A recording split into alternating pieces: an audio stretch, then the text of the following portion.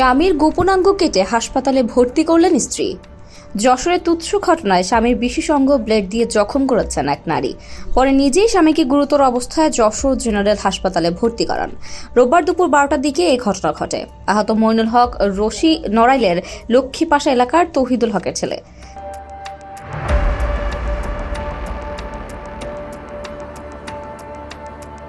তিনি স্ত্রী সহ যশোর শহরের ধর্মতলা এলাকায় বসবাস করেন। মনিল হক রশি জানান, শনিবার রাতের খাবার নিয়ে স্ত্রীর সঙ্গে ঝগড়া হয়। রোববার দুপুর 12টার দিকে ফের ঝগড়া হলে এক পর্যায়ে স্ত্রী আখি ব্লেড দিয়ে তার বিশেষ অঙ্গ জখম করে।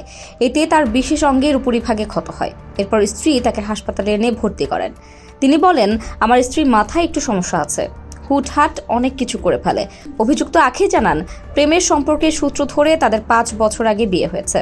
বিয়ের 2 বছর পর রাস্তা দিয়ে হেঁটে যাওয়ার সময় অ্যাম্বুলেন্সের ধাক্কায় গুরুতর আহত হন রশি। তারপর থেকে তিনি কর্মক্ষমতা হারিয়ে ফেলেন। তিনি একটি আইটি প্রতিষ্ঠানে চাকরি করে সংসার চালান। রশি সারাদিন গাঁজা খান এবং তার উপর নির্যাতন করেন। শনিবার সকালে রশি মারতে উদ্যত হলে তিনি ব্লেড হাতে নিয়ে সতর্ক করেন, কিন্তু ধস্তাধস্তির এক পর্যায়ে অসতর্কতাবশত রশির পুরুষাঙ্গে ব্লেডের আঘাত লাগে। রক্ত বের হতে দেখে তিনি দ্রুত রশিকে হাসপাতালে নিয়ে আসেন। এদিকে খবর পেয়ে হাসপাতালে ছুটে আসেন রশির বোন নিম্নি ও তার স্বামী। নিম্নি বলেন, বিয়ের পর থেকেই রশি ও আখের মধ্যে ঝগড়া লেগেই আছে। তারা কেউ কাউকে ছাড়তেও চায় না। ওদের অবস্থা এমন যে কোনো সময় বড় ধরনের দুর্ঘটনা ঘটতে পারে।